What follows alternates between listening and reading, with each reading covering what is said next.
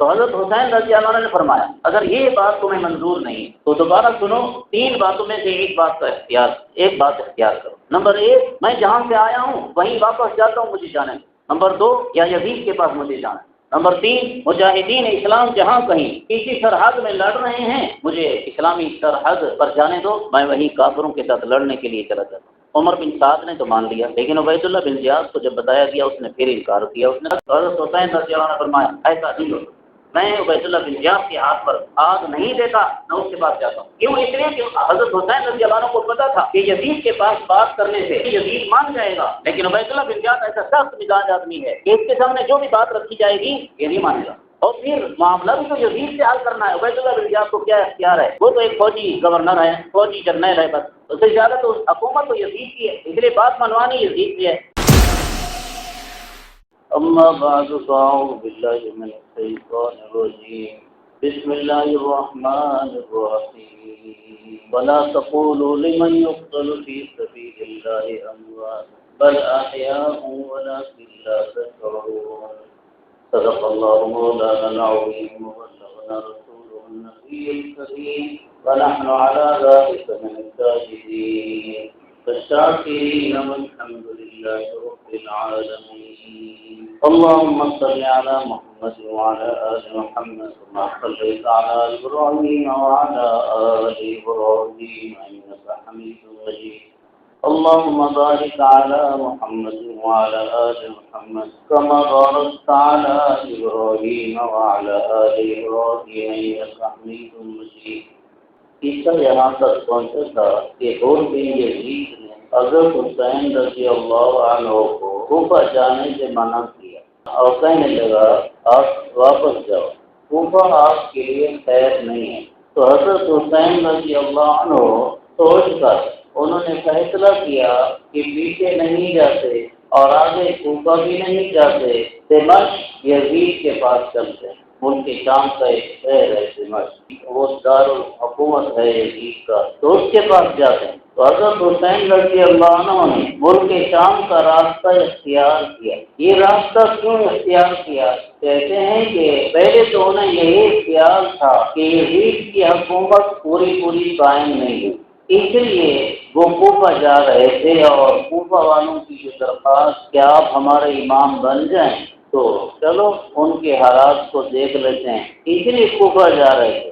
اب حالات سے اندازہ ہو گیا کہ یزید کی حکومت پکی ہو گئی ہے، قائم ہو گئی ہے، اس لیے اب سوچا کہ اب صورت یہ ہے کہ جن کوتاہیوں کی وجہ سے ہم کوفہ کا سفر کرنے کے لیے چلے وہ یزید کے پاس پہنچ کر بات چیت کے ذریعے سے وہ کوتاہیاں دور ہو سکتی ہیں۔ اس لیے حضرت حسین رضی اللہ عنہ نے کوفہ کی طرف سفر شروع کیا۔ حضرت حسین رضی اللہ عنہ کا مقصد حکومت حاصل کرنا نہیں تھا، بلکہ جو کمیاں کوتاہیاں ہو رہی تھی انہیں کی اصلاح مقصود تھی، اور ان کی اصلاح اسی طرح ہو سکتی تھی کہ جب اپنی کوئی حکومت قائم نہیں ہو سکتی ہے تو اب یزید جو حاکم ہے اس کے پاس جا کر وہ باتیں رکھی جائیں اور اس کو سمجھایا جائے، اور امید ہے کہ وہ سمجھ جائے گا۔ لیکن عبید اللہ بن زیاد جو سخت مزاج تھا وہ ایک موقع کی خبر لے رہا تھا۔ جب اسے پتہ چلا کہ حضرت حسین رضی اللہ عنہ دوسرا راستہ اختیار کر کے شام کی طرف جا رہے ہیں تو ابن زیاد عبید اللہ بن زیاد یہ چاہتا تھا کہ میری جرنیلی کا نام ہو، کئی جرنیل جیتی ہوتے ہیں نا آٹھ درم، تو وہ چاہتا تھا کہ اگر سیدھا یزید کے پاس حضرت حسین رضی اللہ عنہ چلے گئے تو میرا نام تو نہیں ہوگا، مجھے جرنیلی پر شاباش تو نہیں ملے گی، اور شاباش کی صورت تب ہے کہ حضرت حسین رضی اللہ عنہ کو گرفتار کیے جائے، اور گرفتار کر کے عبید اللہ بن زیاد کے پاس حضرت حسین کو لایا جائے اور پھر عبید اللہ بن زیاد کے ہاتھ پر حضرت حسین رضی اللہ عنہ بیعت کریں۔ لیکن حضرت حسین رضی اللہ عنہ کے سامنے جب یہ بات رکھی گئی تو حضرت حسین رضی اللہ عنہ نے یہ پسند نہیں کیا کہ عبید اللہ بن زیاد کے ہاتھ پر بیعت کریں۔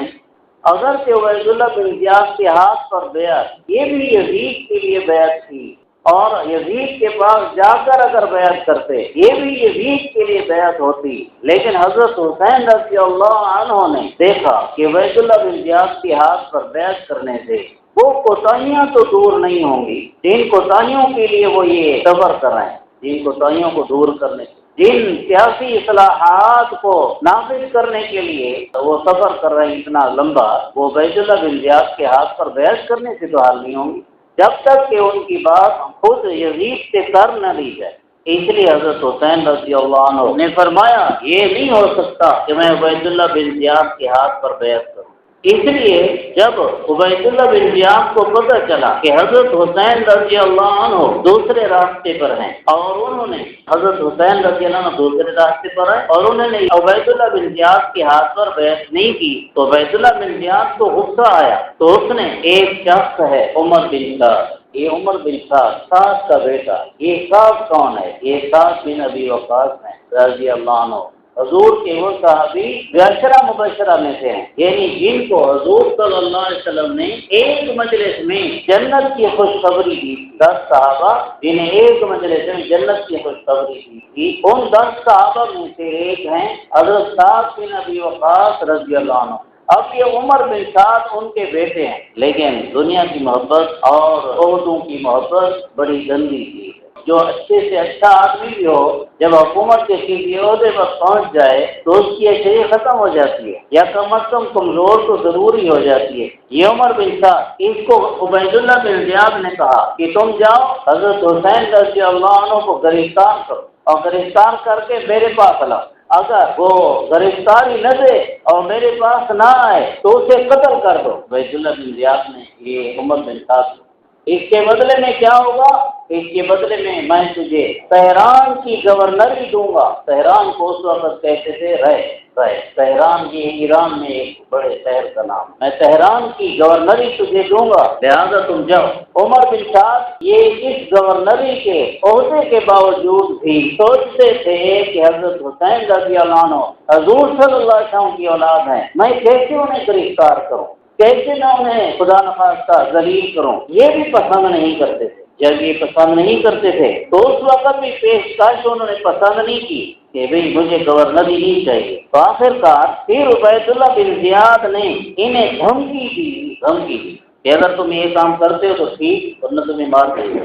آخر کار مجبور ہو کر عمر بن سعد اپنی فوج لے کر روانہ ہوا۔ میدان کربلا میں دونوں جماعتوں کا آمنا سامنا، حضرت حسین رضی اللہ عنہ کی جماعت اور یہ فوجی سرکاری فوج۔ اس فوج میں ایک عمر بن سعد ہیں جو جن کے پاس کمان تھی، دوسرا شمر بن ذی الجوشن ہے اور تیسرے حسین بن نمیر۔ یہ شخص ان کے نام لکھے ہیں کہ یہ ان کے اس فوج کے بڑوں میں سے تھے۔ جب حضرت حسین رضی اللہ عنہ ان کا آمنا سامنا ہوا تو حضرت حسین رضی اللہ عنہ نے ان سے بات کی اور ان کو اللہ کا واسطہ دیا، دین کا واسطہ دیا اور کہا مجھے یزید کے پاس جانے دو، میں خود ان سے معاملہ طے کرتا ہوں۔ جب یہ بات ہوئی تو یہ تو اچھا مطالبہ تھا، تو عمر بن سعد اس پر راضی ہو گیا کہ اچھی بات ہے کہ ہم سے یہ لڑائی اور اولاد رسول صلی اللہ علیہ وسلم کا خون ہم سے چلتا ہے، یہ اچھی بات ہے۔ تو یزید کے پاس حضرت حسین رضی اللہ عنہ کو جانے دیا جائے۔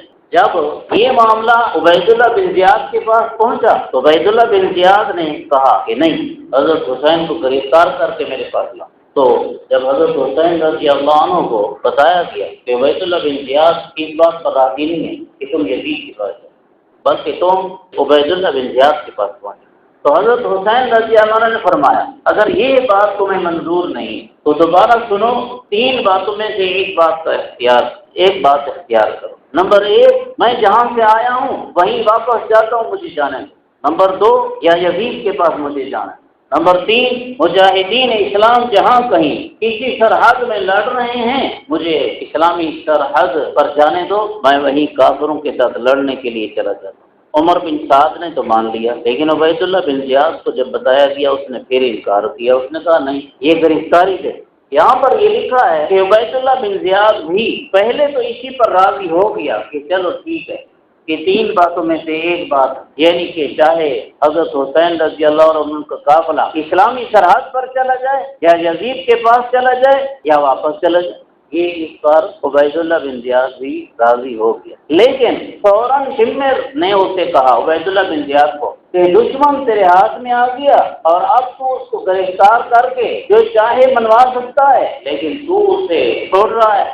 تو اس کی حرکت دینے پر، شمر کی حرکت دینے پر پھر عبید اللہ بن زیاد نے وہی آرڈر دیا کہ چلو ٹھیک ہے، حضرت حسین رضی اللہ عنہ کو گرفتار کر کے میرے پاس رکھو۔ جب حضرت حسین رضی اللہ عنہ کے سامنے پھر بات آئی کہ عبید اللہ بن زیاد یہی کہتا ہے کہ بس اسی کے پاس جاؤ، تو حضرت حسین رضی اللہ عنہ نے فرمایا ایسا نہیں ہو، میں عبید اللہ بن زیاد کے ہاتھ پر آگ نہیں دیتا، نہ اس کے پاس جاتا ہوں۔ کیوں؟ اس لیے کہ حضرت حسین رضی اللہ عنہ کو پتا تھا کہ یزید کے پاس بات کرنے سے یزید مان جائے گا، لیکن عبید اللہ بن زیاد ایسا سخت مزاج آدمی ہے کہ اس کے سامنے جو بھی بات رکھی جائے گی یہ نہیں مانے گا، اور پھر معاملہ بھی تو یزید سے حل کرنا ہے۔ عبید اللہ بن زیاد کو کیا اختیار ہے؟ وہ تو ایک فوجی گورنر ہے، فوجی جرنیل ہے، بس اس سے زیادہ تو حکومت تو یزید کی ہے، اس لیے بات منوانی یزید کی ہے۔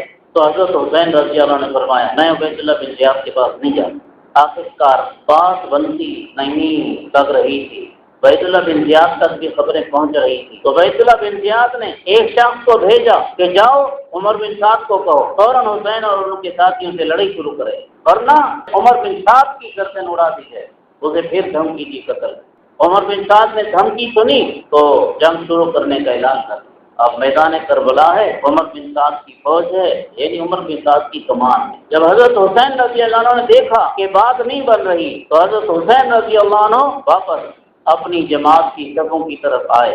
آپ جبہ پہنے ہوئے تھے، تو آپ جب واپس آ رہے تھے تو آپ کے پیچھے سے ایک شخص تھا عمر فہری، اس نے آپ کے پیچھے سے تیر چلا دیا، اور یہ ایک طرح سے جنگ کا اعلان تھا۔ وہ تیر حضرت حسین رضی اللہ عنہ کو زخمی نہیں کر سکا، اس لیے کہ حضرت حسین رضی اللہ عنہ کا جبہ بہت مضبوط تھا۔ یہاں پر پیچھے کی طرف ایک بات آئی تھی، وہ دوبارہ سن لیں۔ اور بھی یزید کی فوج جو فوج کا ایک دستہ لے کر آیا تھا اور حضرت حسین رضی اللہ عنہ کو روکا تھا کہ کوفہ نہ جاؤ، اور حضرت حسین رضی اللہ عنہ ملک کے شام کے راستے پر چلے تھے، یہ حر بن یزید اور اس کا دستہ اب بھی یہیں پر ساتھ موجود تھا۔ جب حر بن یزید نے دیکھا کہ عمر بن سعد کی فوج حضرت حسین رضی اللہ عنہ اور ان کے اہل بیت کے ساتھ لڑائی کیے بغیر نہیں رہ رہی، تو حر بن یزید نے بھی فوج کو سمجھایا، عمر بن سعد کو سمجھایا، خدا کے لیے یہ تو دیکھو کہ حضرت حسین رضی اللہ عنہ حضور صلی اللہ علیہ وسلم کے نواز ہیں، کتنا اونچا رشتہ اونچی نسبت ہے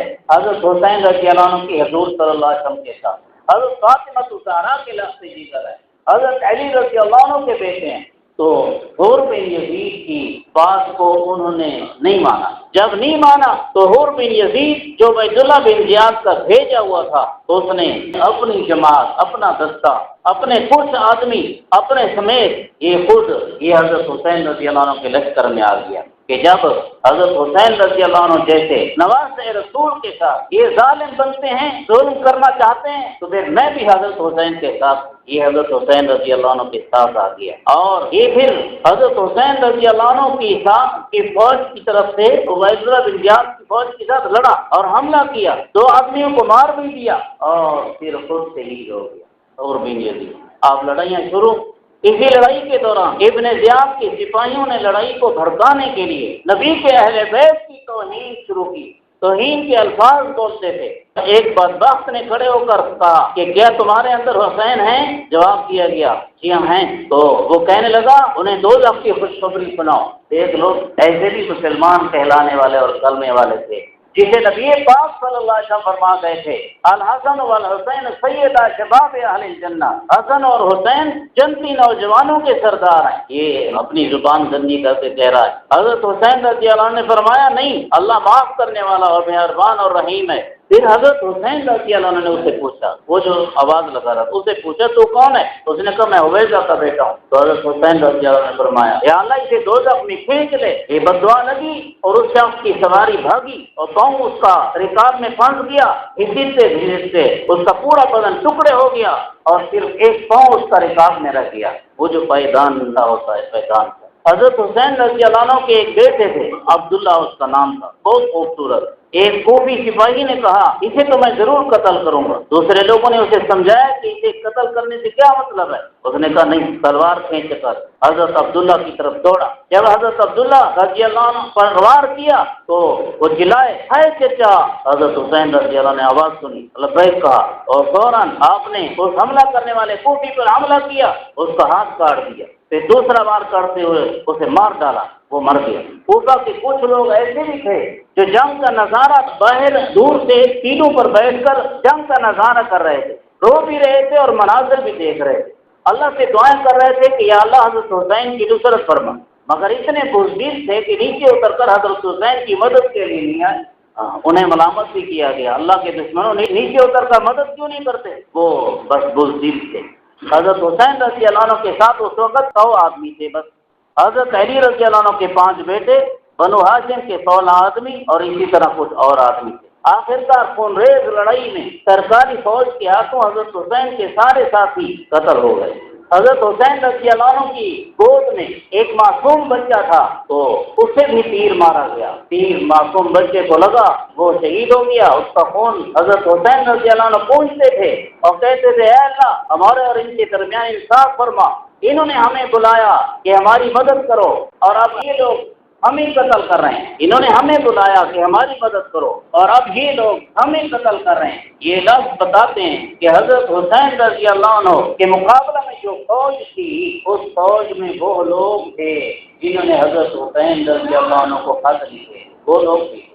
انہوں نے اسی فوج میں حضرت حسین کے مقابلے کی فوج میں شامل ہو کر حضرت حسین رضی اللہ عنہ اور ان کے ساتھیوں کو شہید کرنے کی کوشش کی۔ جب حضرت حسین رضی اللہ عنہ کو یقین ہو گیا کہ اب یہ مجھے بھی مارے بغیر نہیں رہیں گے تو حضرت حسین رضی اللہ عنہ اپنے خیمے میں گئے اور خیمے میں جا کر ایک کپڑوں کے نیچے ایک چادر پہنی، فرمایا مجھے ایسا کپڑا دے دو کہ میرے اوپر کے کپڑے تو لگتا ہے کہ اتارے جائیں گے، یہ شاید ان کے کام کے ہوں، لیکن ایسا کپڑا دے دو جو ان کے کام کا نہ ہو تاکہ میں پھر ننگا نہ ہو جاؤں۔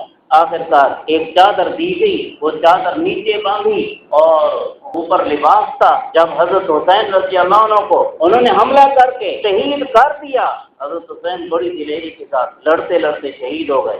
جب انہوں نے شہید کر دیا تو بس وہی چادر باقی بچائی اور باقی جتنا لباس تھا حضرت حسین رضی اللہ عنہ کا انہوں نے وہ اتار دیا۔ 88 آدمی اس فوج کے مرے اور تقریباً 72 آدمی حضرت حسین رضی اللہ عنہ کے ساتھ شہید ہو گئے۔ آخرکار جب حضرت حسین رضی اللہ عنہ شہید ہوئے، حضرت حسین کے سار مبارک کو جسم سے الگ کیا گیا اور ایک تخت میں رکھ کر عبید اللہ بن زیاد کے پاس لے گئے۔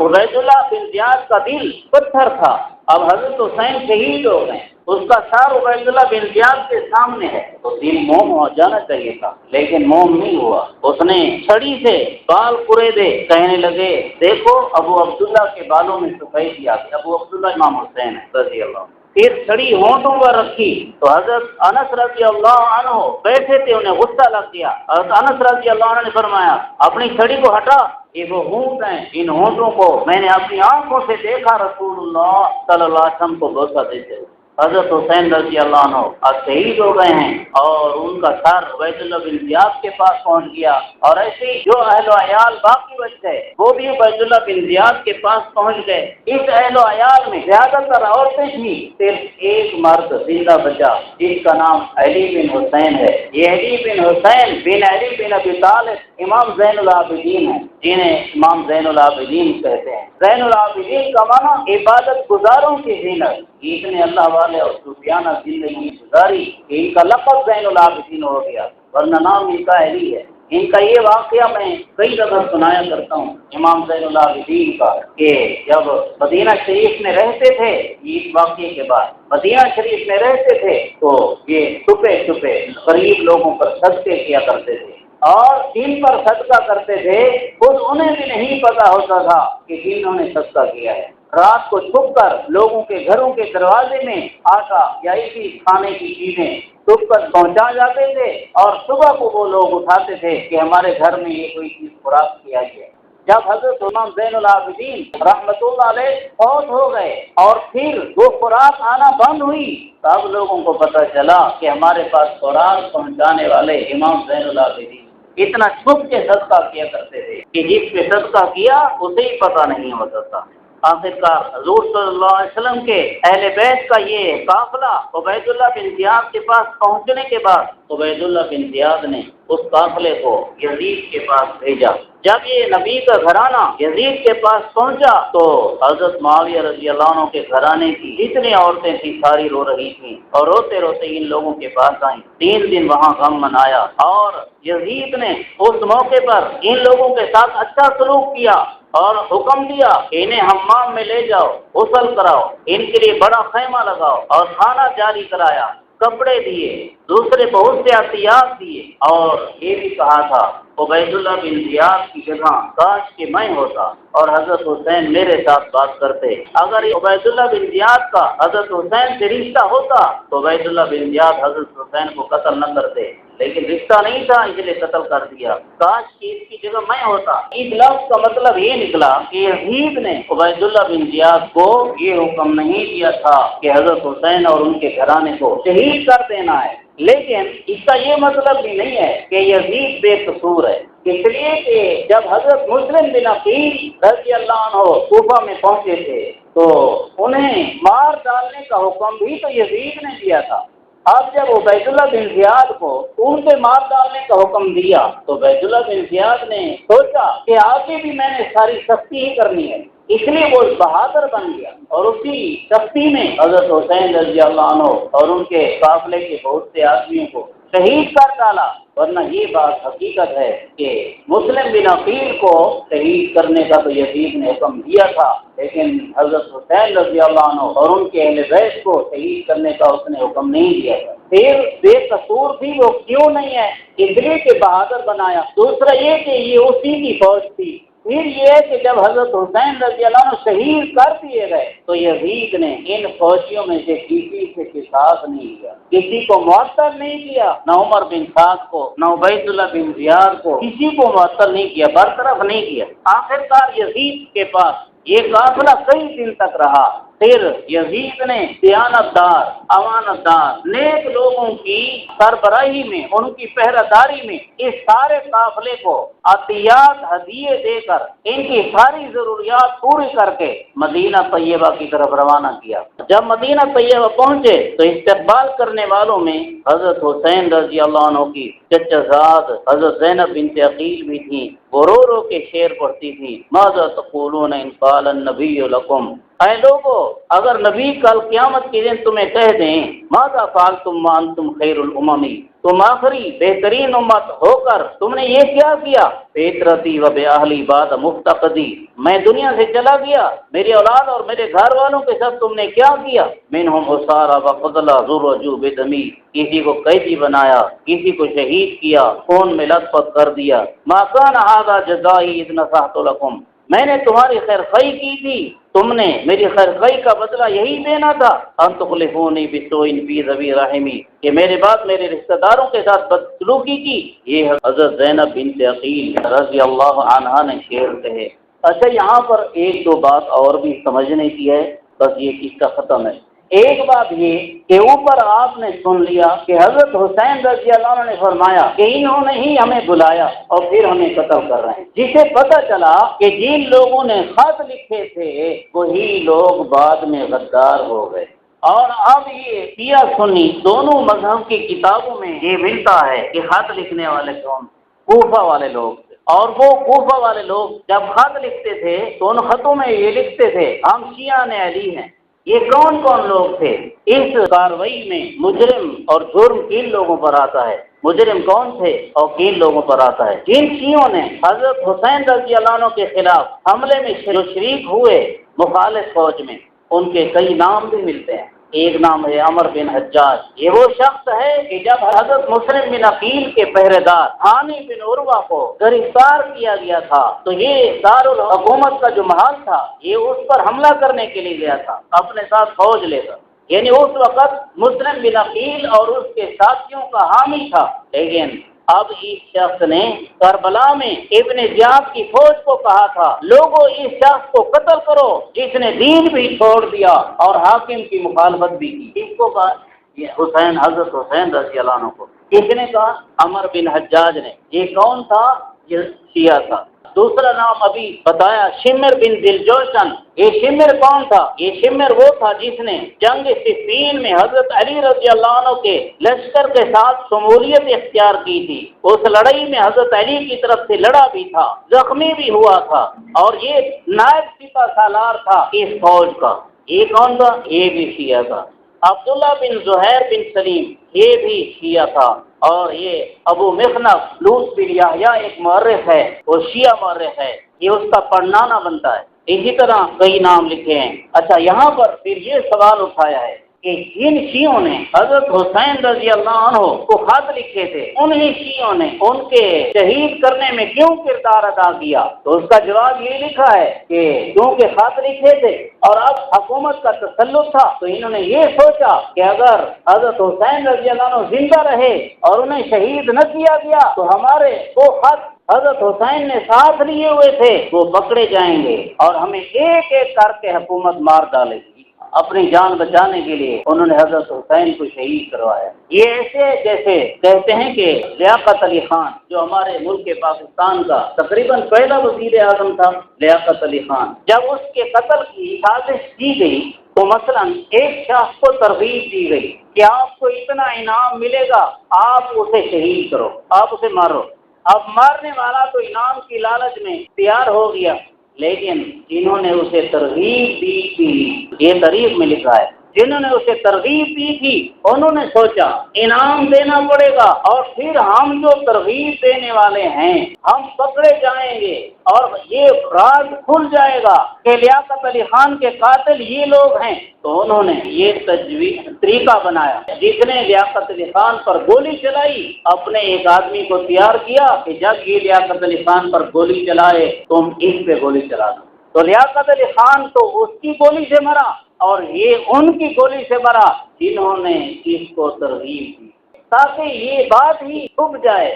اب جو قاتل کو مار رہا ہے وہ تو سمجھے کہ بڑا خیر خواہ ہے کہ جس نے قاتل کو مار دیا، حالانکہ ساری سازش اسی کی آ رہی ہے۔ یہ ایسے ہی تھے۔